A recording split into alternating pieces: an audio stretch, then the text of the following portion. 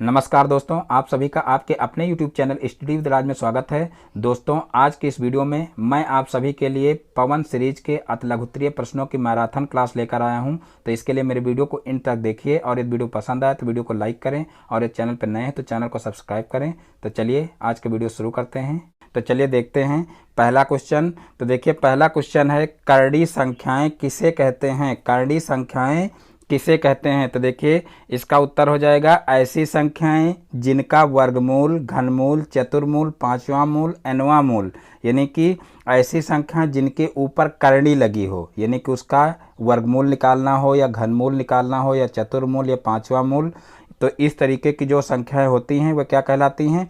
करड़ी संख्याएं कहलाती हैं। या कह सकते हैं कि जो प्राकृतिक संख्या या परिमेय संख्या नहीं होती हैं वह सभी क्या होती हैं? करड़ी संख्याएं कहलाती हैं। अब देखते हैं नेक्स्ट क्वेश्चन। तो देखिए नेक्स्ट क्वेश्चन है, 5 की पावर 5 भागे 5 की पावर 3 का मान ज्ञात कीजिए। 5 की पावर 5 भागे 5 की पावर 3 का मान ज्ञात कीजिए। तो देखिए इसका उत्तर हो जाएगा, देखिए यहाँ पर 5 की पावर 5 को 5 की पावर 3 से भाग करना है। तो जब बेस समान हो तो गुणा में घातें जुड़ जाती हैं और जब बेस समान हो तो भाग में घातें घट जाती हैं। यानी कि भाग में क्या करते हैं कि घातों को घटा देते हैं और जब गुणा लगा हो तो क्या करते हैं कि घातों को जो है जोड़ देते हैं। तो यहाँ पर देखिए भाग का चिन्ह लगा है तो यहाँ पर क्या करेंगे, यहाँ पर घातों को घटा देंगे। तो देखिए 5 में से 3 माइनस हो जाएगा। तो यहाँ पर देखिए 5 की पावर 2 इसका आंसर हो जाएगा, यानी कि 5 की पावर 2 भी लिख सकते हैं और 25 यानी कि गुणा करके 25 भी इसका आंसर लिख सकते हैं। अब देखते हैं नेक्स्ट क्वेश्चन। तो देखिए नेक्स्ट क्वेश्चन है, 29 की पावर 3 तथा 26 की पावर 3 का मान ज्ञात कीजिए। तो यहाँ पर देखिए 29 का पावर 3 और 26 की पावर 3 का मान ज्ञात करना है। तो यहाँ पर सीधे से हम क्या करेंगे, देखिए जैसे 29 की पावर 3 लिखा है तो कुछ स्टूडेंट क्या करते हैं कि जो है गलती कर देते हैं कि 29 का गुणा जो है 3 से करके और यही उत्तर लिख करके चले आते हैं, जो कि बिल्कुल गलत है। इस तरीके से आपको नहीं करना है। आपको करना क्या है, 29 गुणे 29 ये आपको सॉल्व करना है। यानी कि पहले 29 का गुणा 29 से करिए, फिर जो आए उसका गुणा 29 से करिए, फिर जो आएगा वो इसका उत्तर होगा। तो यहाँ पर देखिए 29 गुणे 29 यहाँ पर 24,389 आ रहा है, यही इसका आंसर हो जाएगा। और यहाँ पर देखिए 26 का क्यूब है तो किस तरीके से करेंगे, 26 गुणे 26 यानी कि 26 का 3 बार जो है गुणा करेंगे। तो यहाँ पर देखिए 17,576 आ जाएगा। तो इस प्रकार से ये क्वेश्चन भी सॉल्व हो जाएगा। अब देखते हैं नेक्स्ट क्वेश्चन। तो देखिए नेक्स्ट क्वेश्चन है, 125 को आधार 5 के घातीय संकेतन के रूप में किस प्रकार लिखा जाएगा? 125 को आधार 5 के घातीय संकेतन के रूप में किस प्रकार लिखा जाएगा? यानी कि 125 को क्या करना है, आधार 5 जो है बना करके और इसको घातीय संकेतन के रूप में लिखना है। तो सबसे पहले हम क्या करेंगे, 125 के गुणनखंड करेंगे। तो यहाँ पर देखिए 125 के गुणनखंड क्या हो जाएंगे, 25 पंचे 125 यानी कि 5 गुणे 5 आ जाएगा। और जब 5 3 बार आ रहा तो यहाँ पर 5 की पावर 3 हो जाएगा। यानी कि यहाँ पर देखिए आधार 5 हो गया और घातांक इसका क्या हो गया, 3 हो जाएगा। तो इस प्रकार से ये क्वेश्चन भी सॉल्व हो जाएगा। अब देखते हैं नेक्स्ट क्वेश्चन। तो देखिए नेक्स्ट क्वेश्चन है, 14 गुणे 14 यानी कि 14 कितनी बार है, 6 बार है, और को घात रूप में व्यक्त कीजिए। तो देखिए कोई भी संख्या गुणे के रूप में जितनी बार दी हुई होती है उतना ही पावर में लग जाता है। तो यहाँ पर देखिए 14 जो है 6 बार दिया हुआ, तो यहाँ 14 की पावर 6 इसका उत्तर हो जाएगा। यानी कि घात रूप में व्यक्त करना है तो संख्या गिन लीजिए पहले कि कितनी बार आई है और उतना ही ऊपर पावर में लगा दीजिए। तो यही क्या हो जाएगा, इसका घात रूप हो जाएगा। अब देखते हैं नेक्स्ट क्वेश्चन। तो देखिए नेक्स्ट क्वेश्चन है, करड़ी का प्रतीक चिन्ह क्या है? करड़ी का प्रतीक चिन्ह क्या है? तो देखिए करड़ी का प्रतीक चिन्ह रूट होता है इस तरीके से। यहाँ पर अगर जो है केवल अंडर रूट लगाना हो यानी कि सिर्फ वर्गमूल निकालना हो तो यहाँ पर कोई भी यहाँ करड़ी की घात नहीं लगाते हैं, यानी कि उसको ऑलरेडी करड़ी की घात 2 मान लिया जाता है। और जब अन्य कोई घात लगानी हो तो लगाना अनिवार्य होता है, जैसे करड़ी की घात 3 करना है तो इस तरीके से यहाँ पर 3 लिख दिया जाता है, 4 करना है तो यहाँ पर 4 लिख दिया जाता है, 5 करना है तो यहीं पर 5 लिख दिया जाता है। तो इस प्रकार से यहाँ पर देखिए करड़ी का प्रतीक चिन्ह जो है करड़ी के चिन्ह के ऊपर घात में n लगा दिया गया है, यानी कि यहाँ पर कोई भी नंबर हो सकता है। तो इस प्रकार से ये करड़ी चिन्ह होता है। अब देखते हैं नेक्स्ट क्वेश्चन। तो देखिए नेक्स्ट क्वेश्चन है 6 अंकों की छोटी सी छोटी पूर्ण वर्ग संख्या ज्ञात कीजिए। तो देखिए 6 अंकों की छोटी सी छोटी पूर्ण वर्ग संख्या ज्ञात करना है और यहाँ पर बताया गया है कि 6 अंकों की छोटी सी छोटी पूर्ण वर्ग संख्या कितनी है, इकाई, दहाई, सैकड़ा, हजार, 10,000, लाख, यानी कि 1 लाख बताया गया है कि 1 लाख है, जबकि ये बिल्कुल गलत है क्योंकि यहाँ पर देखिए 1 लाख पूर्ण वर्ग संख्या है ही नहीं। अगर यहाँ पर देखिए जीरो की संख्या अगर 6 होती तो ये पूर्ण वर्ग संख्या हो जाती, लेकिन जीरो की संख्या यहाँ पर 5 है तो इसलिए पूर्ण वर्ग संख्या नहीं होगी। तो यहाँ पर देखिए गलत दिया हुआ है। इसको देखिए कैसे सॉल्व करेंगे, आप लोग इसकी सॉल्विंग देख लीजिए। देखिए ये जो है जो सेकंड चैप्टर पढ़ाए हैं वर्ग, वर्गमूल और घन, घनमूल, उसमें ये क्वेश्चन सॉल्व कराया गया है। तो देखिए उसकी सॉल्विंग आप लोगों को दिखा रहे हैं। तो देखिए ये वही क्वेश्चन है। देखिए यहाँ पर सॉल्व कराया गया है कि 6 अंकों की छोटी सी छोटी पूर्ण वर्ग संख्या ज्ञात कीजिए। तो देखिए यहाँ पर सबसे पहले हम क्या करेंगे कि 6 अंकों की सबसे छोटी जो संख्या है वो लिख लेते हैं। तो यहाँ पर देखिए सबसे छोटी संख्या क्या हो जाएगी, 1 लाख हो जाएगी। देखिए इकाई, दहाई, सैकड़ा, हजार, 10,000, लाख, 1 लाख लिखा हुआ है। तो यहाँ पर सबसे छोटी संख्या 6 अंकों की क्या हो जाएगी, 1 लाख हो जाएगी। और फिर 1 लाख का जो है यहाँ पर देखिए वर्गमूल निकाल लेंगे। तो वर्गमूल यहाँ पर देखिए निकालने पर क्या होता है कि यहाँ पर सबसे लास्ट में 144 जो है शेष बच जाता है, यानी कि ये पूर्ण वर्ग संख्या नहीं है। और वहाँ पर देखिए जो पवन सीरीज है, पवन सीरीज में इसी संख्या को कह दिया गया है कि 1 लाख जो ये है ये एक पूर्ण वर्ग संख्या है, जबकि यहाँ पर देखिए 144 जो है नीचे शेष बच रहा है। अगर ये पूर्ण वर्ग संख्या होती तो इसमें शेष ना बचता, यानी कि पूरा इसका वर्गमूल निकाल आता। तो यहाँ पर देखिए वर्गमूल निकालने पर 316 देखिए ऊपर आ रहा है और 316 बार ले जाने पर यहाँ पर देखिए 144 जो है शेष बच रहा है, यानी कि 144 अगर इसमें से 1 लाख में से घटा दिया जाए तो ये पूर्ण वर्ग संख्या बन जाएगी। लेकिन अगर इसमें से एक भी अंक घटाएंगे तो ये जो है 6 अंकों की सबसे छोटी सी छोटी संख्या लिखी हुई है और एक अंक भी अगर इसमें से घटा दिए तो ये क्या होगी, ये जो है 6 अंकों की छोटी सी छोटी संख्या नहीं रह जाएगी, ये 5 अंकों में आ जाएगी। तो इसलिए इसमें से कुछ घटा तो सकते नहीं क्योंकि ऊपर कंडीशन भी लिखी हुई है कि 6 अंकों की छोटी सी छोटी पूर्ण वर्ग संख्या बतानी है। तो एक अंक भी अगर घटा दिए, एक इसमें से घटा दिए तो ये 5 अंकों में संख्या आ जाएगी, 6 अंकों की नहीं रह जाएगी। इसलिए इसमें से घटा तो सकते नहीं हैं।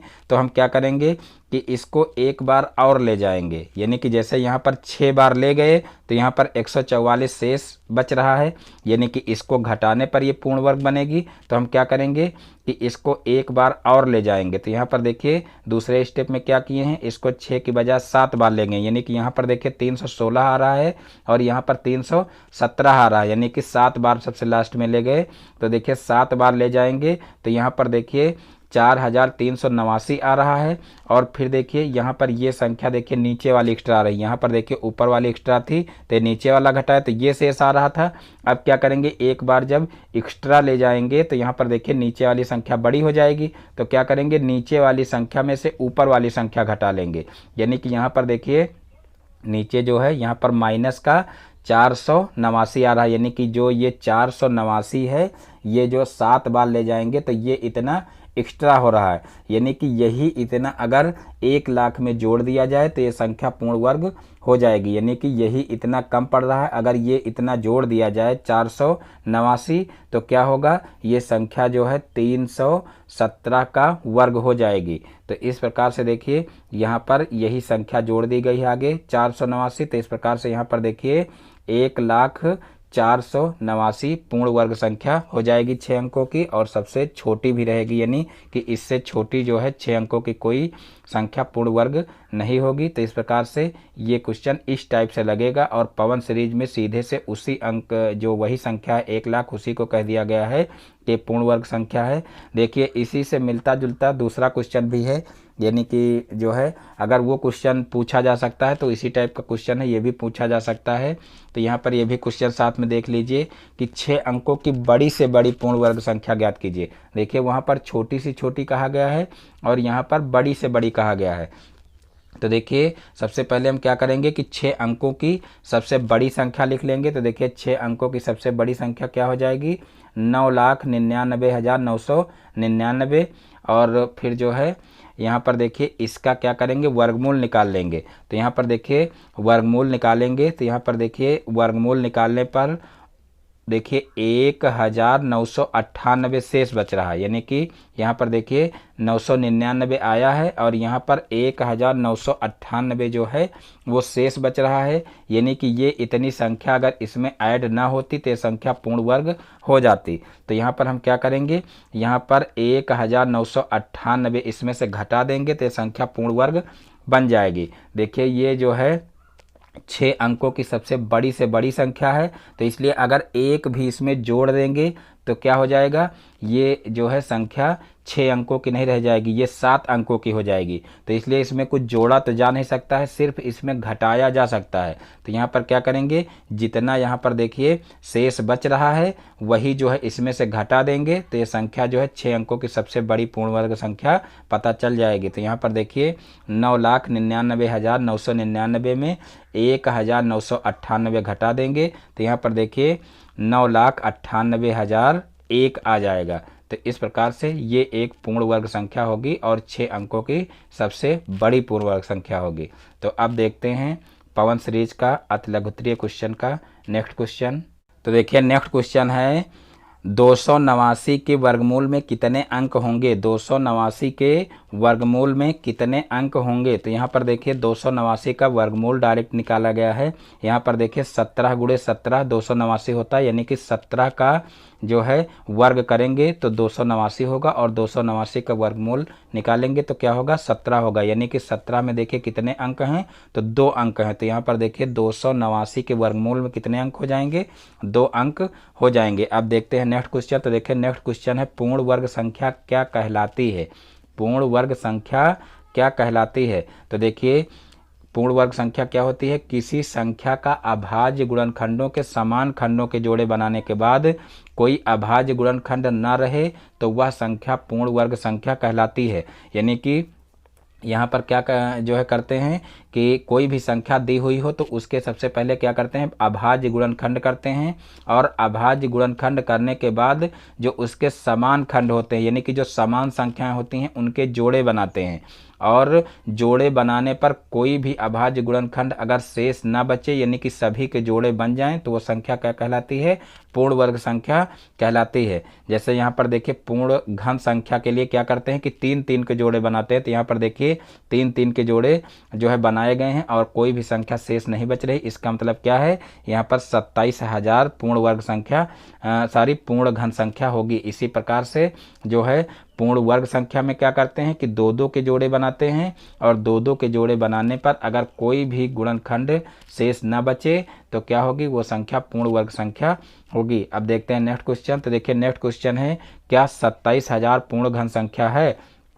तो देखिए 27,000 के अभाज्य गुणनखंड सबसे पहले करेंगे। तो यहाँ पर देखिए इसके अभाज्य गुणनखंड करके दिखाए गए हैं और यहाँ पर देखिए क्या करेंगे, पूर्ण घन संख्या पता करने के लिए कि पूर्ण घन संख्या है कि नहीं है, इसके लिए 3-3 के जोड़े बनाते हैं। अभी आप लोगों को बता चुके हैं कि पूर्ण वर्ग संख्या अगर पता करना है तो 2-2 के जोड़े बनाते हैं और कोई भी गुणनखंड शेष न बचे तो समझ लीजिए कि वो पूर्ण वर्ग संख्या है। और पूर्ण घन में क्या करते हैं कि 3-3 के जोड़े बनाते हैं और कोई भी अभाज्य गुणनखंड अगर शेष न बचे, 3-3 के जोड़े बन जाएं तो क्या होगी, वो पूर्ण घन संख्या होगी। तो देखिए नेक्स्ट क्वेश्चन देखते हैं।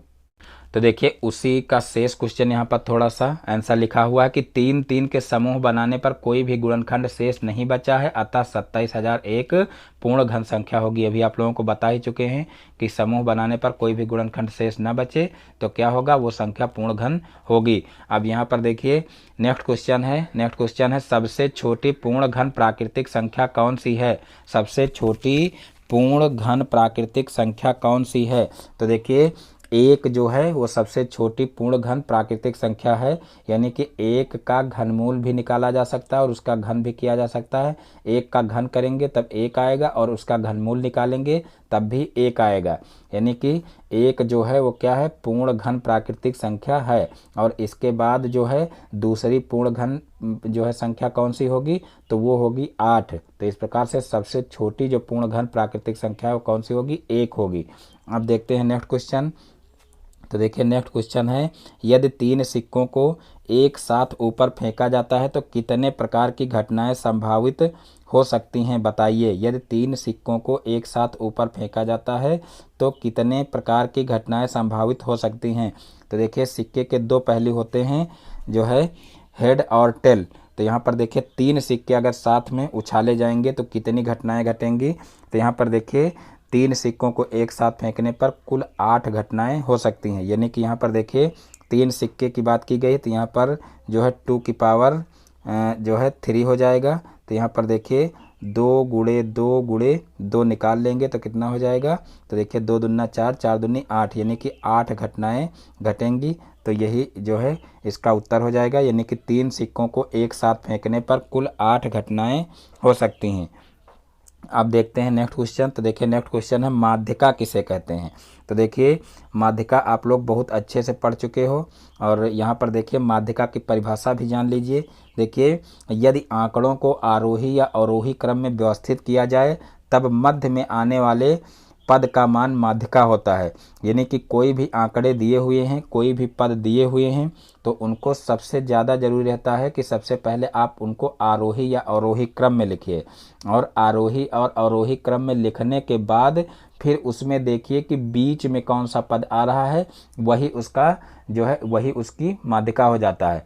यानी कि मान लीजिए पदों की संख्या अगर सम है तो देखिए बीच में 2 पद आएंगे, क्योंकि देखिए 2-2 के जोड़े उसमें बन जाएंगे ना।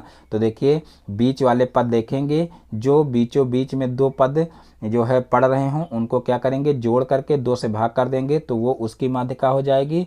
और अगर पदों की संख्या विषम है, यानी कि पदों की संख्या अगर विषम आ रही है, तब क्या करेंगे कि जो बीचों बीच में एक संख्या आएगी वही उसकी क्या हो जाएगी, माध्यिका हो जाएगी। अब देखते हैं नेक्स्ट क्वेश्चन। तो देखिए नेक्स्ट क्वेश्चन है, निम्नलिखित आंकड़ों का बहुलक ज्ञात कीजिए। बहुत ही आसान क्वेश्चन है और बहुलक निकालना भी आसान है, यानी कि जो भी पद दिए हों उनमें सबसे पहले हम देख लेते हैं कि कौन सा पद सबसे अधिक बार आया है, वही क्या हो जाता है, वही उसका बहुलक हो जाता है। जैसा कि जो है इसके नाम से ही पता चलता है बहुलक, यानी कि बहु मीन्स बहुत बार, है ना। तो यहाँ पर देखिए बहुलक का मतलब क्या हो जाएगा, बहुत बार जो कुछ जो है पद आया हो या सबसे अधिक बार आया हो वही क्या हो जाता है, बहुलक हो जाता है।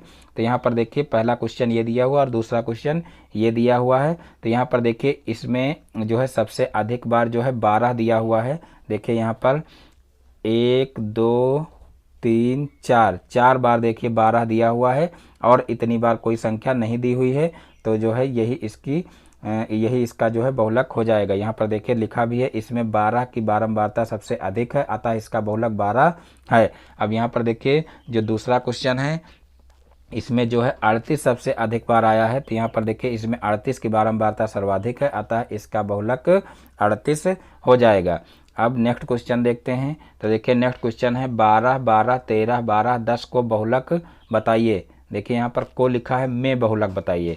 तो देखिए इसमें जो है 12 सबसे अधिक बार आया है, तो 12 ही इसका बहुलक हो जाएगा। ये क्वेश्चन देख लीजिए 2019 में पूछा भी गया है। देखिए बीटीसी में बहुत सारे क्वेश्चन ऐसे होते हैं जो बहुत आसान पूछ लिए जाते हैं, और इस टाइप के क्वेश्चन भी कुछ स्टूडेंट गलत करके चले आते हैं क्योंकि वो कभी पढ़ते नहीं हैं।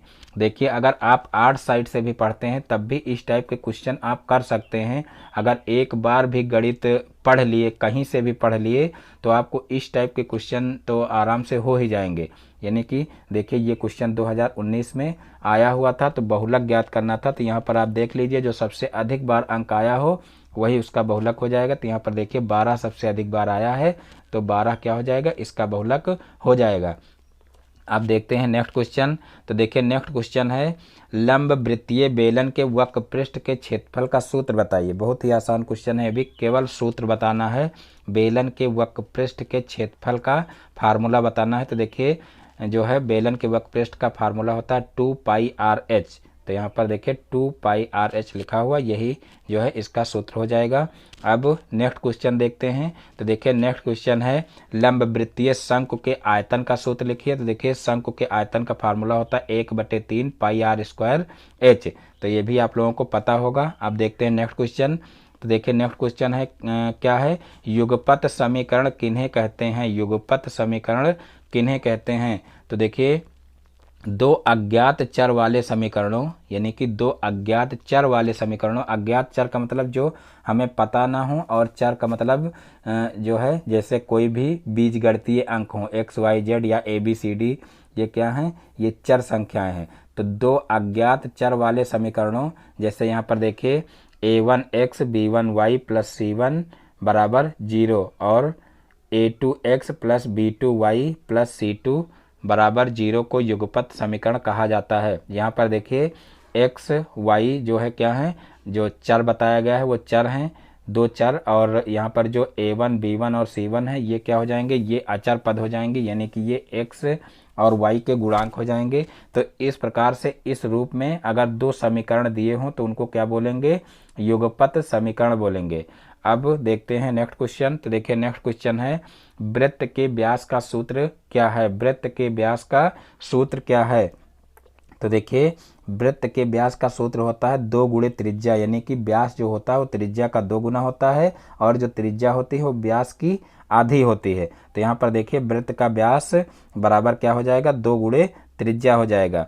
अब यहाँ पर देखिए वृत्त की परिधि का सूत्र क्या है। तो देखिए वृत्त की परिधि का फार्मूला होता है 2πr, और यहाँ पर देखिए 2πr फार्मूला लिखा हुआ है। यहाँ पर एक फार्मूला ये भी होता है, यानी कि व्यास गुणे पाई। तो यहाँ पर देखिए 2r की जगह पर जो है d लिखा जा सकता है, यानी कि व्यास लिखा जा सकता है, क्योंकि व्यास जो है वो त्रिज्या का 2 गुना होता है। तो यहाँ पर देखिए 2r की जगह पर अगर d लिख दें यानी व्यास लिख दें तो गुणे में सिर्फ पाई बचेगी। तो इस प्रकार से पाई गुणे व्यास भी कहा जा सकता है परिधि को, और जो है 2πr भी, यानी कि त्रिज्या रख करके 2πr भी कहा जा सकता है। तो इस प्रकार से ये परिधि का फार्मूला हो जाएगा।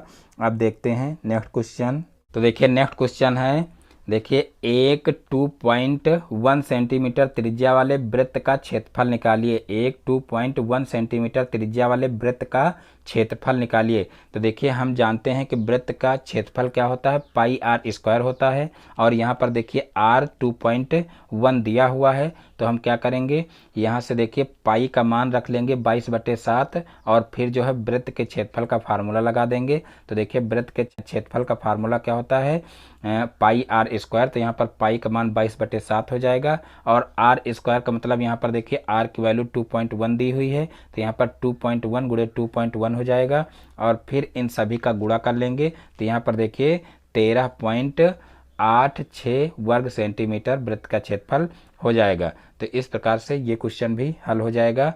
अब देखते हैं नेक्स्ट क्वेश्चन। तो देखिए नेक्स्ट क्वेश्चन है वृत्त की जीवा क्या होती है, वृत्त की जीवा क्या होती है। तो देखिए वृत्त की जीवा क्या होती है, जीवा एक ऐसा रेखाखंड होता है जिसके दोनों सीमांत बिंदु वृत्त पर स्थित हों, यानी कि यहाँ पर जैसे इस तरीके से कोई वृत्त बना हुआ है, तो यहाँ पर देखिए वृत्त की जीवा क्या कहलाती है कि उसके जो सीमांत बिंदु होते हैं, यानी कि जहाँ पर सीमांत का मतलब क्या है, सीमा का अंत, यानी कि जैसे यहाँ पर देखिए ये एक इस तरीके से जीवा खींची गई, तो यहाँ पर इसका लास्ट बिंदु ये हो जाएगा, और यहाँ पर इसका लास्ट बिंदु ये हो जाएगा। तो इस प्रकार से इसके जो लास्ट बिंदु हैं, यानी कि सीमांत बिंदु जो हैं वो क्या हैं कि वृत्त के जो है वृत्त की परिधि पर पड़े, यानी कि यहाँ पर कहा गया है कि जीवा एक ऐसा रेखाखंड होता है जिसके दोनों सीमांत बिंदु वृत्त पर स्थित हों, यानी कि वृत्त की परिधि पर स्थित हों। तो वो क्या होगा, वो जो है रेखाखंड एक जीवा होगा। अब नेक्स्ट क्वेश्चन देखिए। तो देखिए नेक्स्ट क्वेश्चन है वृत्त का व्यास क्या है।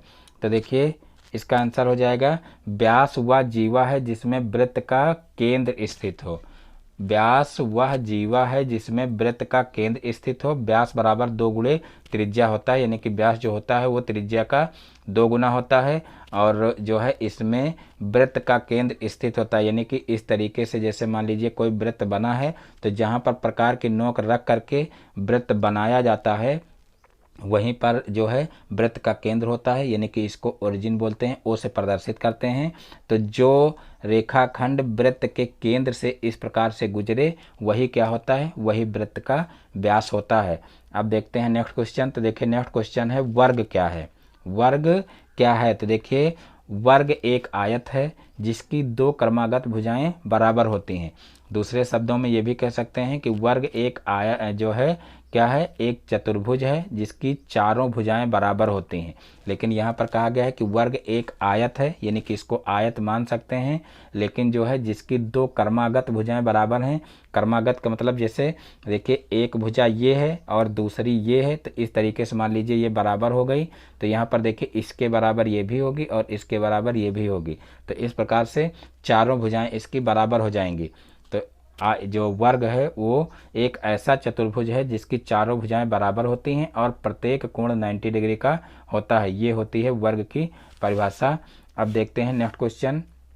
तो देखिए नेक्स्ट क्वेश्चन है किसी चतुर्भुज की समांतर भुजाओं का प्रत्येक युग्म परस्पर समांतर हो उसे क्या कहते हैं। किसी चतुर्भुज की समांतर भुजाओं का प्रत्येक युग्म परस्पर समांतर हो तो उसे क्या कहते हैं। तो देखिए इसका उत्तर हो जाएगा समांतर चतुर्भुज कहते हैं। क्योंकि देखिए अगर एक युग्म बराबर हो तो एक युग्म अगर समांतर हो तो उसको समलंब चतुर्भुज कहते हैं।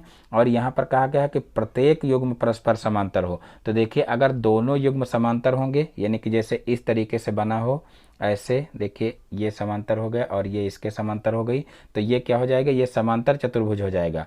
और अगर इस तरीके से ये एक भुजा समांतर इस तरीके से दी हुई है और यहाँ पर ये ऐसे बना हुआ है, ये ऐसे बना हुआ है, तो ये क्या हो जाएगा, ये समलंब चतुर्भुज हो जाएगा। यानी कि जब जो है भुजाओं का एक युग्म समांतर हो तो समलंब चतुर्भुज, और दोनों युग्म अगर समांतर हैं तो वो क्या हो जाएगा, समांतर चतुर्भुज हो जाएगा। अब देखते हैं नेक्स्ट क्वेश्चन।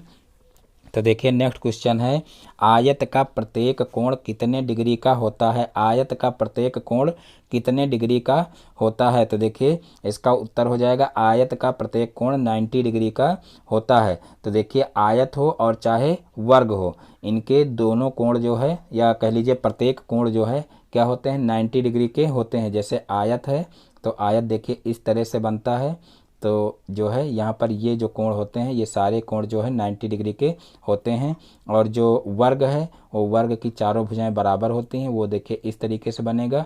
तो इसका जो प्रत्येक कोण है वो कितना होगा, 90 डिग्री का होगा। तो इस प्रकार से ये क्वेश्चन हो जाएगा। अब देखते हैं नेक्स्ट क्वेश्चन। तो देखिए नेक्स्ट क्वेश्चन है चतुर्भुज के अंतः कोणों का योग कितना होता है। तो बहुत बार क्वेश्चन बताया गया है कि कोई भी चतुर्भुज हो, कैसा भी हो, चाहे सिर्फ चतुर्भुज लिखा हो और चाहे उसका नाम लिखा हो, समलंब चतुर्भुज, समांतर चतुर्भुज, आयत, वर्ग, कुछ भी हो, उसके जो है अंतः कोणों का योग कितना होगा, तो 360 डिग्री ही होगा। तो यहाँ पर देख लीजिए इसका उत्तर लिखा हुआ चतुर्भुज के अंतः कोणों का योग 360 डिग्री होता है। अब देखिए नेक्स्ट क्वेश्चन। तो देखिए नेक्स्ट क्वेश्चन है चक्रीय बिंदु को समझाइए। चक्रीय बिंदु को समझाइए। तो देखिए चक्रीय बिंदु क्या होता है। तो देखिए जो बिंदु एक ही वृत्त पर स्थित होते हैं उन्हें चक्रीय बिंदु कहते हैं। यानी कि कोई भी बिंदु हो, अगर इस तरीके से मान लीजिए ये वृत्त बना हुआ है और वृत्त पर इस तरीके से बिंदु हैं, तो वो बिंदु क्या कहलाएंगे, वो चक्रीय बिंदु कहलाएंगे। जैसे देखिए चक्रीय चतुर्भुज होता है, तो चक्रीय चतुर्भुज का मतलब देखिए उसके जो सभी शीर्ष जो है जब जो है वृत्त की परिधि पर पड़ते हैं तो वो क्या कहलाता है, वो चक्रीय चतुर्भुज कहलाता है। इस तरीके से अगर बना हो तो इसको क्या बोलेंगे, इसको चक्रीय चतुर्भुज बोलेंगे। तो यहाँ पर देखिए कहा गया है कि चक्रीय बिंदु किसे कहते हैं, तो जो बिंदु एक ही वृत्त पर स्थित होते हैं उन्हें क्या कहते हैं, चक्रीय बिंदु कहते हैं। अब देखिए नेक्स्ट क्वेश्चन है चक्रीय बिंदु को समझाइए। देखिए डबल बार क्वेश्चन हो गया है, रिपीट हो गया है, तो वही क्वेश्चन है। अगला नेक्स्ट क्वेश्चन देखते हैं।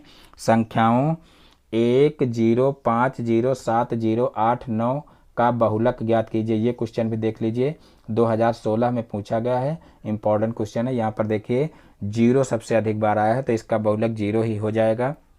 देखिए ऐसे क्वेश्चन में ज़्यादातर स्टूडेंट कंफ्यूज हो जाते हैं कि 0 का कोई मतलब है नहीं, तो कोई दूसरा अंक यहाँ पर लिख करके चले आते हैं, जबकि ऐसा कुछ नहीं। यहाँ पर 0 सबसे अधिक बार आया है तो 0 जो है यहाँ पर इसका बहुलक हो जाएगा। अब देखते हैं नेक्स्ट क्वेश्चन। तो देखिए नेक्स्ट क्वेश्चन है अंडर रूट 125 × 343, यानी कि होल अंडर रूट दिया हुआ है, दोनों पर है।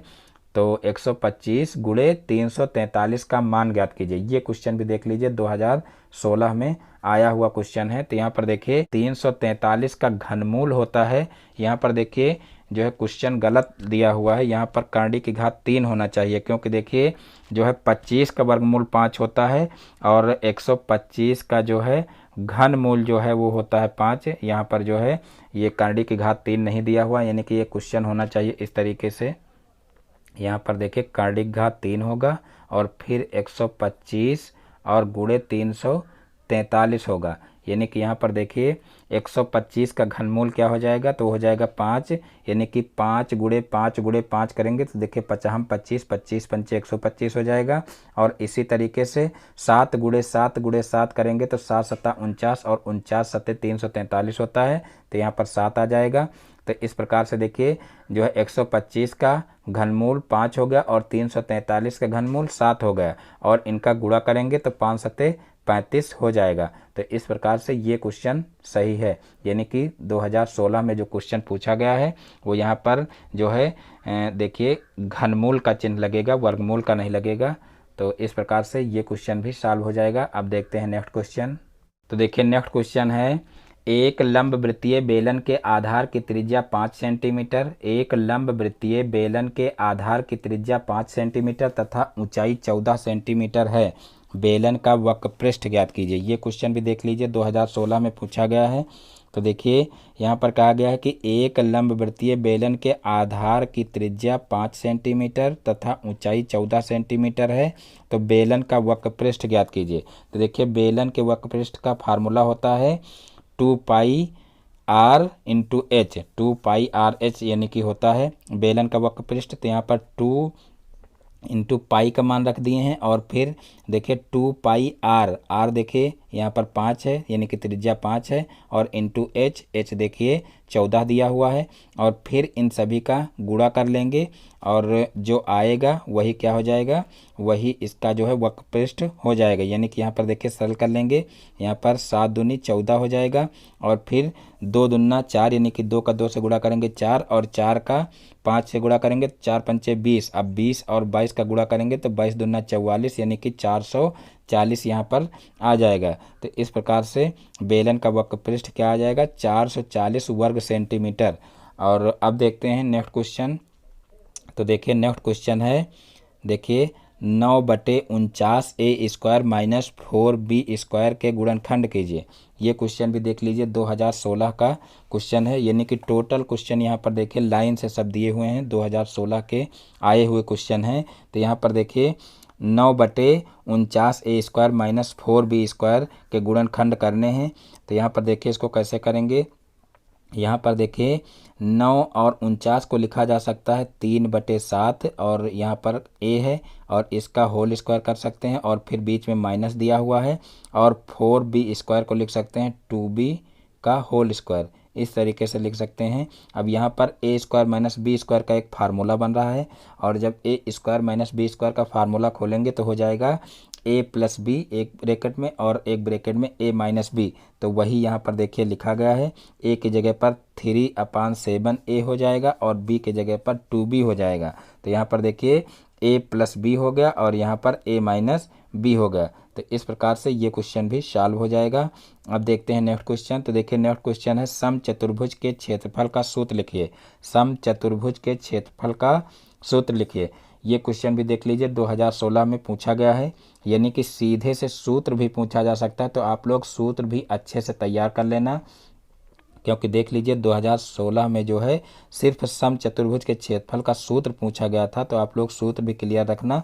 तो यहाँ पर देखिए समचतुर्भुज के क्षेत्रफल का सूत्र क्या होता है, 1/2 और विकर्णों का गुणनफल। यहाँ पर देखिए d1 और d2 जो हैं ये क्या है, विकर्ण हैं। तो यहाँ पर 1/2 और गुणे में हो जाएगा विकर्णों का गुणनफल, यानी कि d1 इंटू d2। तो इस प्रकार से ये समचतुर्भुज के क्षेत्रफल का सूत्र हो जाएगा। अब देखते हैं नेक्स्ट क्वेश्चन। तो देखिए नेक्स्ट क्वेश्चन है, यदि वृत्त का व्यास 14 सेंटीमीटर है तो वृत्त की परिधि ज्ञात कीजिए। तो देखिए वृत्त का व्यास दिया हुआ है और वृत्त की परिधि निकालना है। तो यहाँ पर सबसे पहले हम क्या करेंगे कि व्यास से जो है त्रिज्या निकाल लेंगे। तो देखिए त्रिज्या जो होती है वो व्यास की आधी होती है, यानी कि आर बराबर यहाँ पर क्या हो जाएगा 7 हो जाएगा, यानी कि 14 को 2 से भाग करेंगे तो 7 आ जाएगा। और फिर जो है क्या करेंगे, वृत्त की परिधि का फार्मूला होता है 2πr। तो यहाँ पर देखिए 2πr वाला फार्मूला लगा देंगे। तो यहाँ पर देखिए 2πr का फार्मूला लगा करके यहाँ पर देखिए पाई का मान 22/7 रखा गया और त्रिज्या आर जो है आर का मान रखा गया 7। तो यहाँ पर 7 से 7 कैंसिल हो जाएगा और फिर जो है 22 गुणे 2 है तो 22 दूना 44 हो जाएगा, यानी कि यहाँ पर देखिए जो है वृत्त की परिधि क्या आ जाएगी 44 सेंटीमीटर। अब देखते हैं नेक्स्ट क्वेश्चन। तो देखिए नेक्स्ट क्वेश्चन है, एक 17 सेंटीमीटर लंबे और 7 सेंटीमीटर चौड़े आयत के चौड़ाई के परितः घुमाने पर बने बेलन का आयतन ज्ञात कीजिए। एक 17 सेंटीमीटर लंबे और 7 सेंटीमीटर चौड़े आयत के चौड़ाई के परितः घुमाने पर बने बेलन का आयतन ज्ञात कीजिए। यानी कि मान लीजिए कोई आयत इस तरीके से है, देखिए मान लीजिए कोई आयत है और कहा गया है कि चौड़ाई के परितः, देखिए चौड़े आयत के चौड़ाई के परितः घुमाने पर बने बेलन का आयतन ज्ञात कीजिए। तो देखिए चौड़ाई ये है तो इसके अगर परितः घुमाएंगे तो इस प्रकार से ये घूमेगा, यानी कि यहाँ पर देखिए ये एक मान लीजिए ऐसे ही एक और इधर जो है बन जाएगा और यहाँ पर देखिए इस तरीके से कुछ बनेगा बेलन और ये यहाँ पर गोल हो जाएगा इस तरीके से। तो इस प्रकार से ये बेलन बनेगा और देखिए यहाँ पर जो है बेलन का आयतन निकालना है। तो देखिए यहाँ पर बेलन के आयतन का फार्मूला लगा देंगे πr²h। तो यहाँ पर देखिए जो है आयत के चौड़ाई के परितः, यानी कि वो जो आयत बना हुआ था आयत के चौड़ाई के परितः जो है घुमाया गया है। तो यहाँ पर इसकी त्रिज्या क्या हो जाएगी 7 हो जाएगी, क्योंकि यहाँ पर देखिए चौड़ाई जो है 7 दी हुई है तो चौड़ाई के परितः घुमाया गया तो इसकी त्रिज्या जो है वो 7 हो जाएगी और फिर जो है इसकी जो ऊंचाई है वो कितनी हो जाएगी 17 हो जाएगी। तो यहाँ पर देखिए बेलन के आयतन का फार्मूला लगा देंगे πr²h। तो पाई की जगह पर 22/7 हो जाएगा और फिर देखिए r² का मतलब 7 का स्क्वायर हो जाएगा और फिर इंटू h का मतलब 17 हो जाएगा। अब देखिए 7 से एक 7 कट जाएगा और फिर 17 का गुणा 7 से कर लेंगे और जो आएगा उसका गुणा 22 से कर लेंगे। तो यहाँ पर देखिए 2618 आ जाएगा, यानी कि 2618 घन सेंटीमीटर। तो इस प्रकार से ये क्वेश्चन भी सॉल्व हो जाएगा। अब देखते हैं नेक्स्ट क्वेश्चन। तो यहाँ पर देखिए नेक्स्ट क्वेश्चन हो जाएगा 10 सेंटीमीटर लंबे और 3.5 सेंटीमीटर चौड़े आयत को लंबाई के परितः घुमाने पर बने बेलन के आयतन को ज्ञात कीजिए। तो यहाँ पर देखिए ऊपर जो क्वेश्चन दिया गया था वो क्वेश्चन देखिए 2017 में दिया गया था और सेम उसी टाइप का क्वेश्चन है जो कि 2019 में दिया गया है। और यहाँ पर कहा गया है कि 10 सेंटीमीटर लंबे और 3.5 सेंटीमीटर चौड़े आयत को लंबाई के परितः घुमाने पर बने बेलन के आयतन को ज्ञात कीजिए। देखिए सीरीज में पवन की सीरीज में दूसरी तरीके से लगा है, राजन की सीरीज में दूसरी तरीके से लगा हुआ है। कोई भी कंफर्म नहीं कि कैसे ये क्वेश्चन सॉल्व होगा, सब उल्टा सीधा सॉल्व कर दिए हैं। तो देखिए जो ऊपर वाला क्वेश्चन है यहाँ पर देखिए जो है चौड़ाई के परितः घुमाया गया था। तो यहाँ पर देखिए जो त्रिज्या है वो 7 आई थी, यानी कि जो इसकी चौड़ाई है वही इसकी त्रिज्या हुई थी। और यहाँ पर देखिए लंबाई के परितः घुमाया गया है तो यहाँ पर जो इसकी लंबाई होगी वही त्रिज्या होगी, यानी कि r बराबर क्या हो जाएगा 10 हो जाएगा और जो h है वो h यहाँ से क्या हो जाएगा 3.5 हो जाएगा। अब यहाँ पर देखिए सीधे से हम क्या करेंगे कि बेलन के आयतन का फार्मूला लगा देंगे। तो देखिए आयतन का फार्मूला होता है πr²h। तो यहाँ पर पाई का मान रखेंगे 22/7 और फिर गुणे r² का मतलब क्या हो जाएगा देखिए 10 गुणे 10 और फिर देखिए जो है गुणे h का मतलब हो जाएगा 3.5। और अब इसको जो है सॉल्व कर लेंगे। तो यहाँ पर देखिए इसको सॉल्व करेंगे तो यहाँ 7 से इसको काटेंगे तो हो जाएगा देखिए 7×5 = 35, यानी कि यहाँ पर हो जाएगा 0.5। देखिए फिर से इसको सॉल्व कर लेते हैं। देखिए 22/7 गुणे कितना हो जाएगा r² का मतलब 10 गुणे 10 और फिर गुणे हो जाएगा h का मतलब 3.5 और फिर जो है यहाँ पर देखिए 7 से इसको सरल करेंगे तो 7×5 = 35 होता है, यानी कि यहाँ पर 0.5 आ जाएगा। और उसके बाद फिर देखिए यहाँ पर 5 से जो है 22 को गुणा करेंगे तो हो जाएगा 5 दूना 10, 10 का 0 और फिर 5 दूना 10 1 11 हो जाएगा और एक अंक के बाद दशमलव आ जाएगा। तो यहाँ पर जो है 11 हो जाएगा।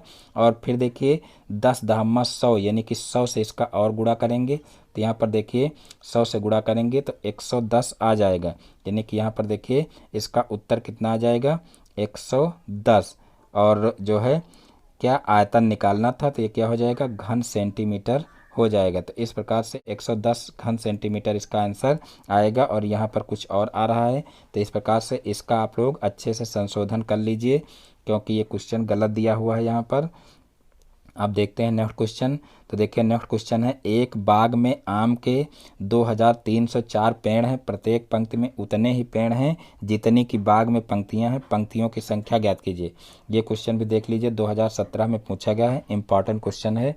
देखिए कहा गया है कि एक बाग में आम के पेड़ कितने हैं 2304 और प्रत्येक पंक्ति में उतने ही पेड़ हैं जितनी की बाग में पंक्तियाँ हैं। तो पंक्तियों की संख्या ज्ञात करनी है। तो यहाँ पर देखिए पंक्तियों की संख्या क्या हो जाएगी।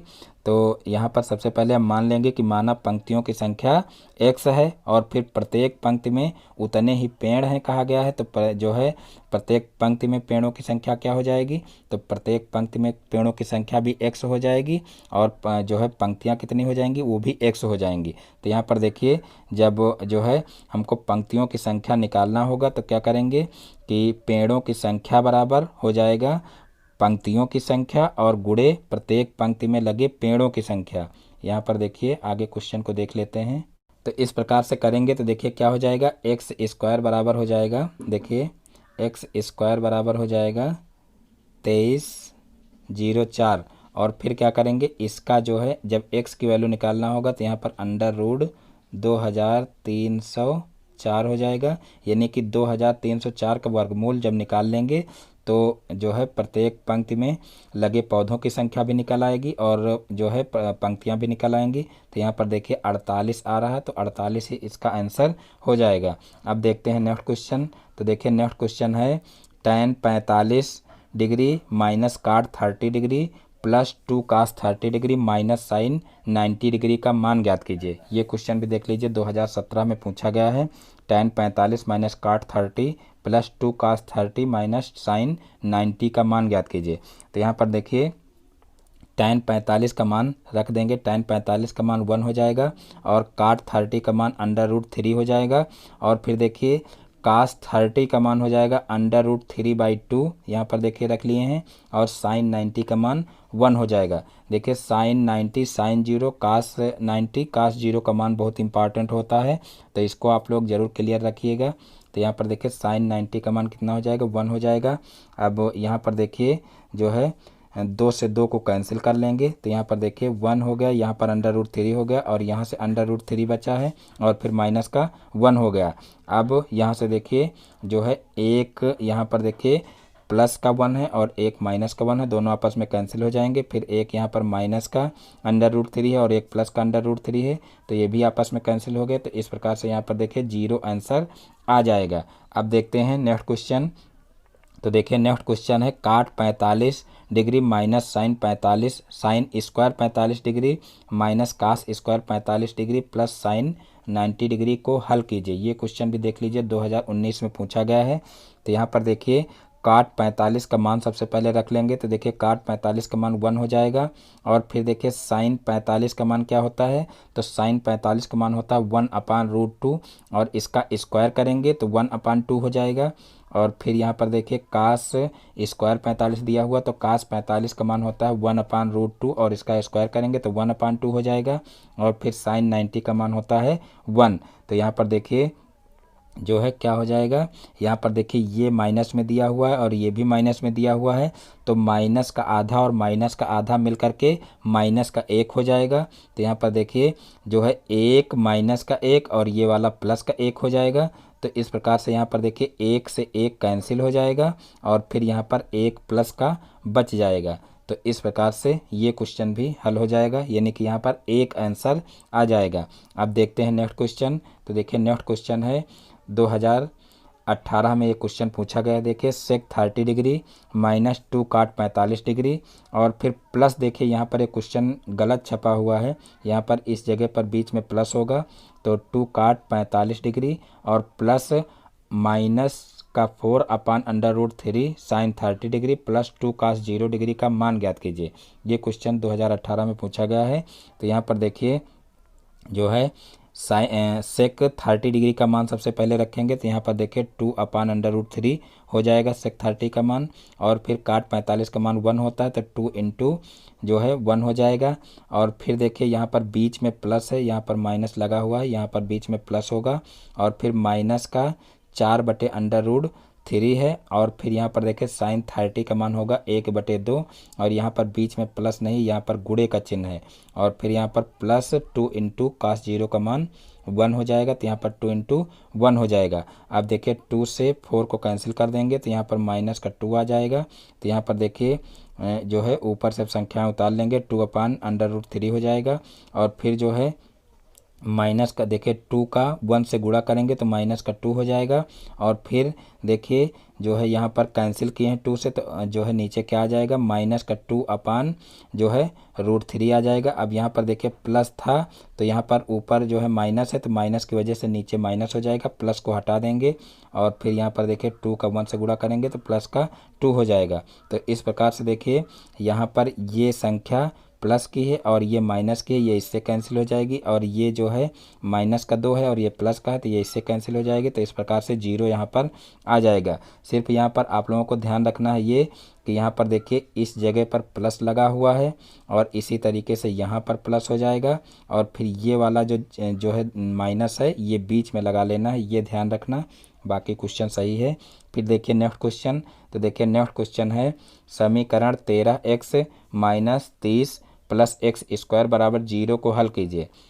13x - 30 + x² = 0 को हल कीजिए। ये क्वेश्चन भी 2017 में पूछा गया है। तो देखिए इसको कैसे सॉल्व करेंगे। तो यहाँ पर देखिए सबसे पहले तो इसको सीधा करके लिख लेंगे, क्योंकि यहाँ पर देखिए जो है x की घटती घातों के रूप में ये लिखा नहीं है, तो यहाँ पर हम x की घटती घातों के रूप में इसको लिख लेंगे। तो सबसे पहले देखिए x² हो जाएगा, फिर 13x हो जाएगा, और फिर माइनस का 30 हो जाएगा।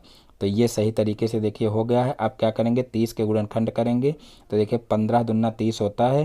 तो यहाँ पर देखिए हमको जोड़ घटा करके 13 लाना है, तो 15 में से 2 घटाएंगे तो 13 आ जाएगा। तो इस प्रकार से 13 को यहाँ पर 15 - 2 में तोड़ लिए हैं, और अब यहाँ पर हो जाएगा x² + 15x - 2x - 30।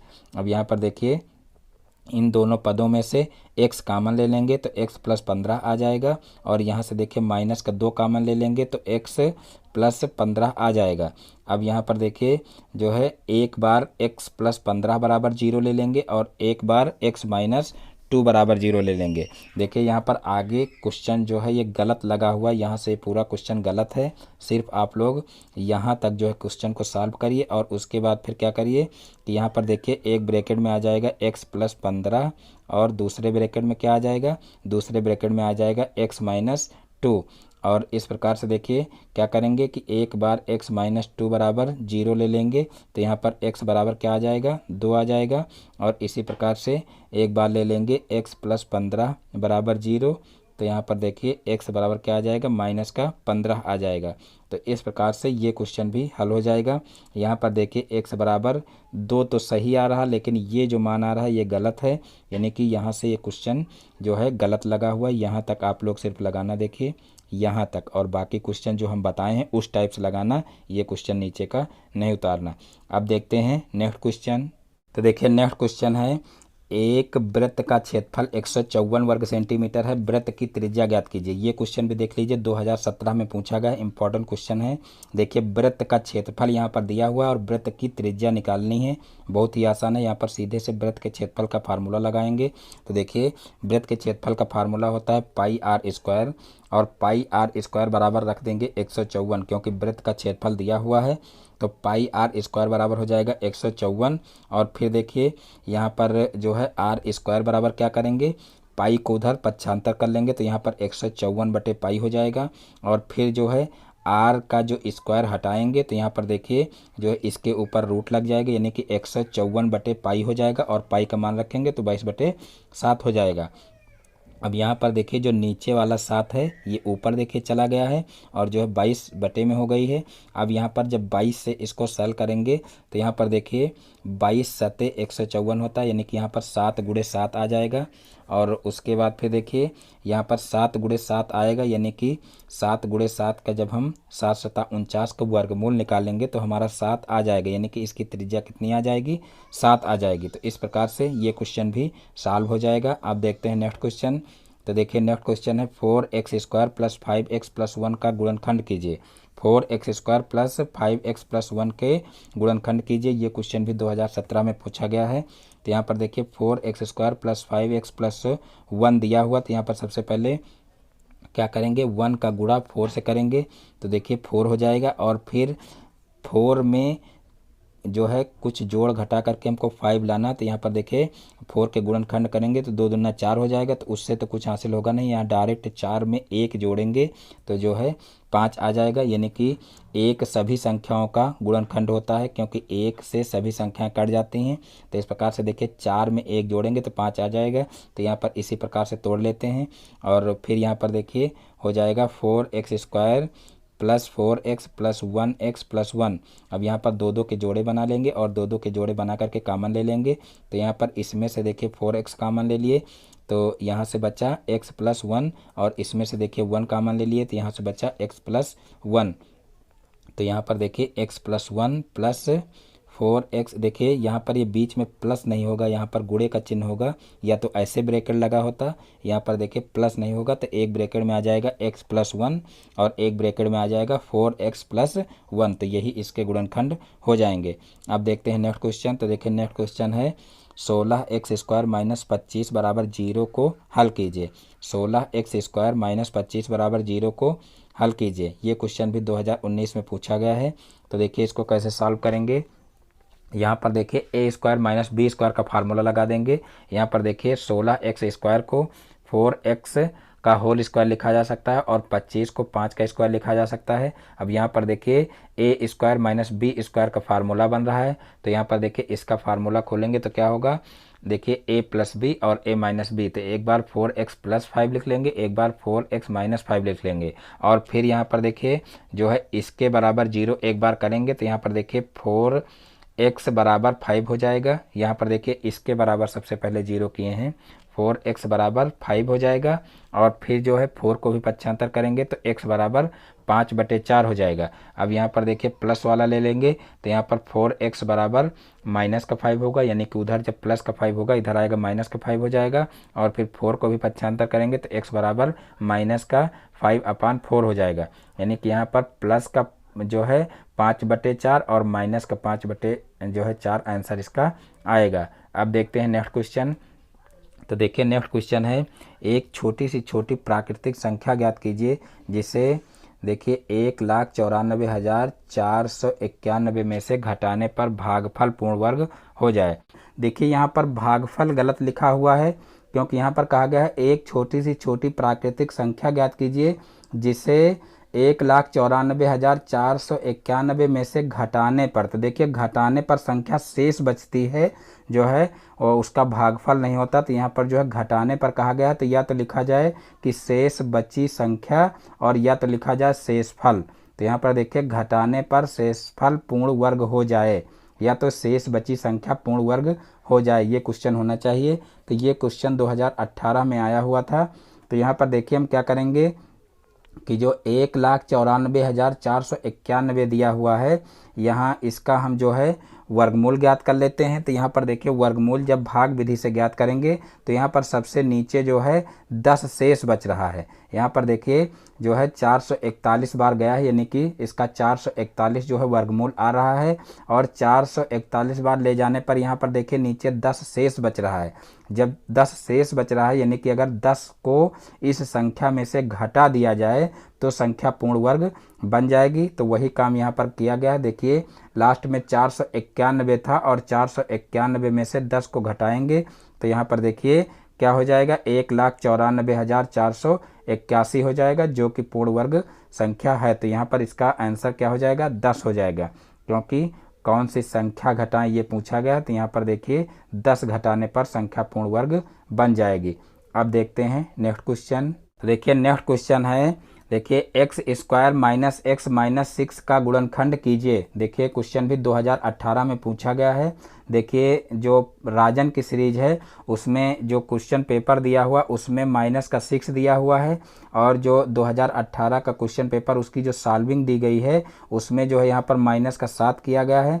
जबकि पेपर हम देखें हैं, पेपर में माइनस का 6 ही दिया है, क्योंकि माइनस का 6 होने से यहाँ पर इसके जो है आसानी से गुणनखंड किए जा सकते हैं, और जब माइनस का 7 होगा तो उसके गुणनखंड जो है ऐसे नहीं हो पाएंगे, उसमें फिर सीरीधराचार्य विधि से उसके गुणनखंड करने पड़ेंगे।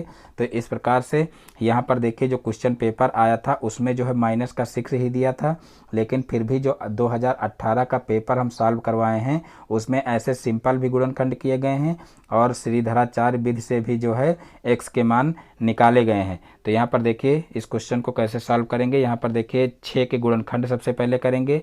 तो 6 के गुणनखंड होंगे 3 गुणे 2, यानी कि 2 गुणे 3 या 3 गुणे 2 भी कह सकते हैं। तो यहाँ पर देखिए 3 में से 2 को घटा करके 1 लाया जा सकता है। तो इस प्रकार से यहाँ पर देखिए माइनस का 3 और प्लस का 2 कर देंगे तो यहाँ पर माइनस का 1 आ जाएगा, और फिर यहाँ पर देखिए 2 के जोड़े बना करके उसमें से कॉमन ले लेंगे। तो यहाँ से देखिए x कॉमन लेंगे तो यहाँ से x माइनस 3 बचेगा, और यहाँ से 2 कॉमन लेंगे तो यहाँ पर x माइनस 3 बचेगा।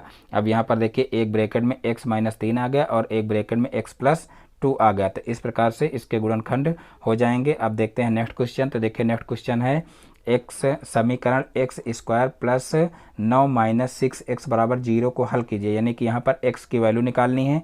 तो यहाँ पर देखिए सबसे पहले हम इसको सीधा कर लेंगे। तो यहाँ पर देखिए x square minus 6x plus 9 बराबर 0, ये सीधा हो जाएगा। और उसके बाद फिर जो है यहाँ पर 9 के गुणनखंड करेंगे तो देखिए 3 त्रिका 9 होता है, यानी कि 3 गुणे 3 आएगा। तो यहाँ पर देखिए माइनस का 3 और माइनस का 3 जोड़ेंगे तो माइनस का 6 आ जाएगा। तो इस प्रकार से 6 को माइनस के 3 में तोड़ लेंगे, और फिर 2 के जोड़े बना करके कॉमन ले लेंगे। तो यहाँ पर देखिए x कॉमन लेंगे तो यहाँ पर x माइनस 3 बचेगा, और यहाँ से 3 कॉमन लेंगे माइनस का तो यहाँ से भी x माइनस 3 बच जाएगा। अब यहाँ पर देखिए एक ब्रैकेट में x माइनस 3 हो जाएगा और दूसरे ब्रैकेट में भी x माइनस 3 हो जाएगा, यानी कि यहाँ पर x माइनस 3 का होल स्क्वायर हो जाएगा। और इस प्रकार से देखिए x एक बार जो है x माइनस 3 बराबर 0 लेंगे और दूसरी बार भी x माइनस 3 बराबर 0 लेंगे, तो इस प्रकार से दोनों मान सेम आएंगे, यानी कि x बराबर 3 ही आएगा। तो इस प्रकार से यहाँ पर देखिए x के 2 मान दिए हुए हैं, x बराबर 3 और x बराबर 3। तो इस प्रकार से दोनों मान सेम ही आएंगे और x बराबर 3 आएगा। अब देखिए नेक्स्ट क्वेश्चन है, किसी शंकु की तिरछी ऊंचाई 21 सेंटीमीटर है, त्रिज्या 8 सेंटीमीटर है, शंकु का वक्र पृष्ठ ज्ञात कीजिए। देखिए तिरछी ऊंचाई और त्रिज्या दी हुई है और शंकु का वक्र पृष्ठ ज्ञात करना, ये क्वेश्चन भी 2018 में पूछा गया है। बहुत ही इंपॉर्टेंट क्वेश्चन है और बहुत ही आसान क्वेश्चन है। तो देखिए यहाँ पर सीधे से हम वक्र पृष्ठ का फार्मूला लगा देंगे।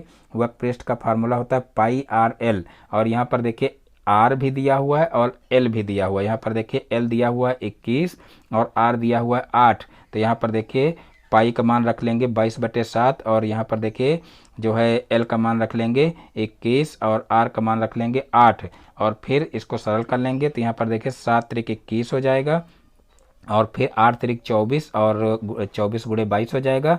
अब 24 का 22 से गुणा करेंगे तो देखिए 22 चौक 88, 88 का 8 हो जाएगा, और फिर 22 दूना 44 और 44 और 8 कितना हो जाएगा, तो 44 8 हो जाएगा 52। तो इस प्रकार से 528 वर्ग सेंटीमीटर इसका आंसर हो जाएगा। अब देखते हैं नेक्स्ट क्वेश्चन। तो देखिए नेक्स्ट क्वेश्चन है, देखिए करड़ी घात 3 है और करड़ी के अंदर लिखा हुआ 343 और फिर अंडर रूट 576 को सरल कीजिए। ये क्वेश्चन भी देख लीजिए 2018 में पूछा गया है।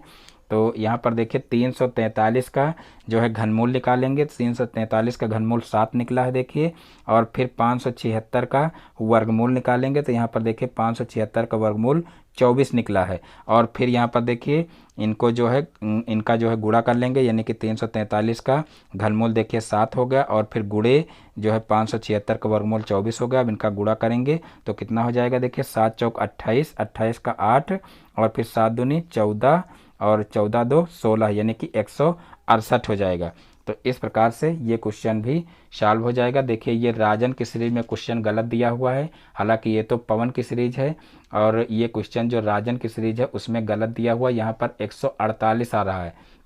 जबकि 168 इसका आंसर आना चाहिए। तो यहाँ पर ये क्वेश्चन सही दिया हुआ है, 168 जो है इसका आंसर हो जाएगा। तो इस प्रकार से पवन सीरीज के जितने भी अतिलघुत्तरीय क्वेश्चन थे वो सारे के सारे समाप्त होते हैं। मैं उम्मीद करता हूँ कि ये वीडियो आप लोगों को पसंद आया होगा। दोस्तों यदि हमारा वीडियो पसंद आया हो तो वीडियो को लाइक करें, और इस चैनल पर नए हैं तो चैनल को सब्सक्राइब करें और बेल आइकन को भी प्रेस कर लें, जिससे हमारे आगे आने वाले वीडियो का नोटिफिकेशन आपके मोबाइल पर सबसे पहले पहुँचे। फिर मिलते हैं अपने नेक्स्ट वीडियो में एक नए टॉपिक के साथ में। तब तक के लिए जय हिंद, वंदे मातरम।